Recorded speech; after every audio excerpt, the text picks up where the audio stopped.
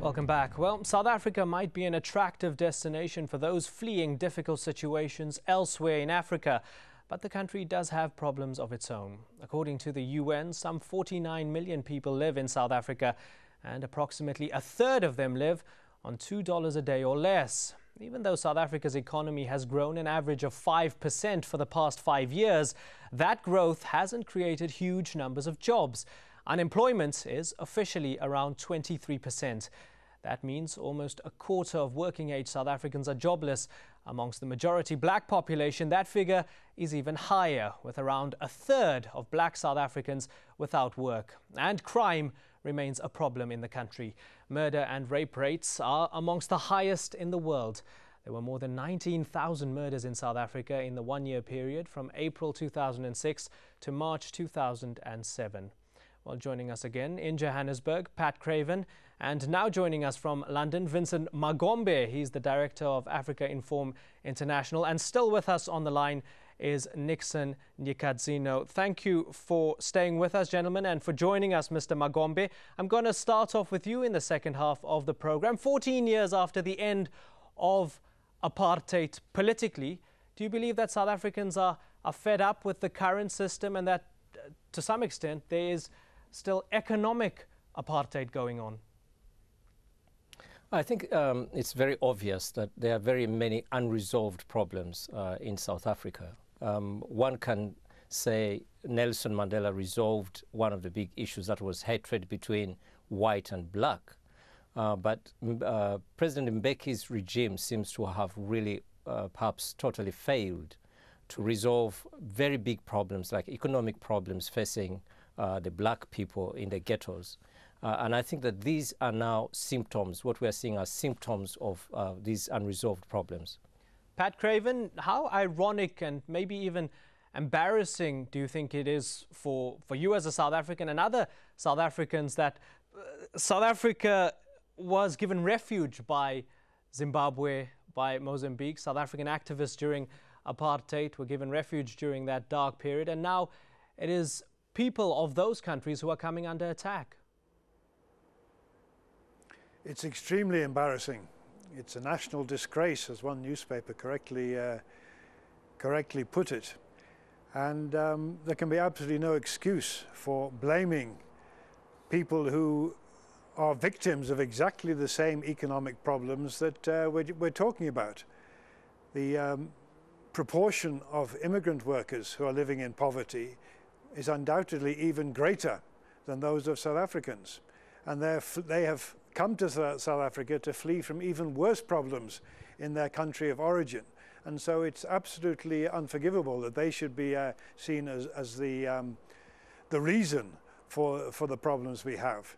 Rather than that, people should look back to the history of South Africa and to see the huge problems we inherited from the apartheid era, when the majority of the population was systematically forced to live in poverty, forced to live in certain areas which had the worst housing, the worst land in the rural areas, and poverty and unemployment were institutionalized.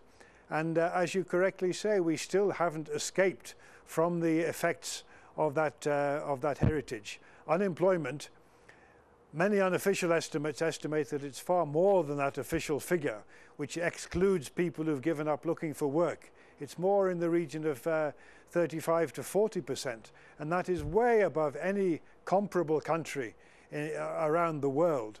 And undoubtedly that is one of the reasons why we've had this outbreak, and it is certainly in no way caused by people coming in to South Africa from other countries. Nixon Nyikadzino, over the phone, you spoke to us earlier about what you've seen and the work you've been doing in places like Tembisa in South Africa. From the general trend of what you've heard from Zimbabwean immigrants in South Africa, are they telling you that they feel completely unwanted by their South African neighbors?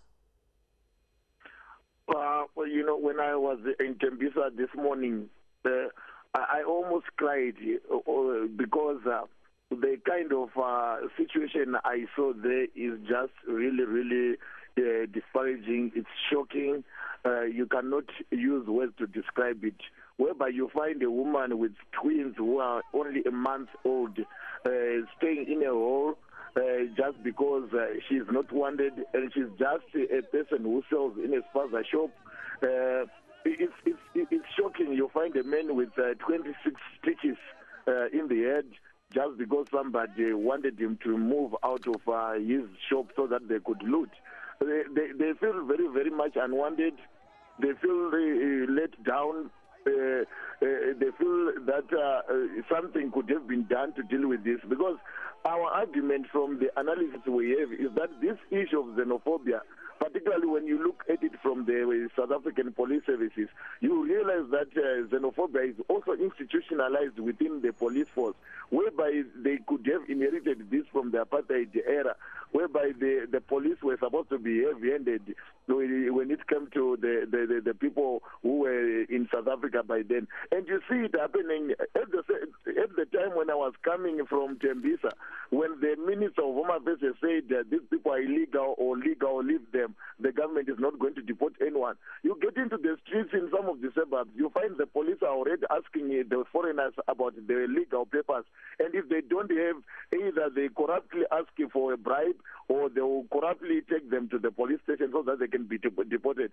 So you find a heavy type of xenophobia within the police themselves, who fail to actually accept the messages and the instructions coming from their bosses. So the Zimbabweans, the Mozambicans, the Congolese, the Cameroonians, the Nigerians, they really feel that they've been let down. But we thank and commend the work being done by the ANC. I met the General Secretary this morning in Tembisa, and we commend the level at which such leadership of the ANC is now involved at community level to deal with this. And also we still continue to commend the police for having kept these people and the work they continue to do with other interested parties like COSATU, South African Council of Churches, the Human Rights Commission, all the efforts they are putting forward to make sure that we can get to the root cause of the problem. Sorry to interrupt you. I want to get some more opinions here. We are running out of time. Vincent Magombe, some people have asked for the army to get involved amid the crisis, amid the violence. Do you think that the army can help the situation or maybe just exacerbate the problem?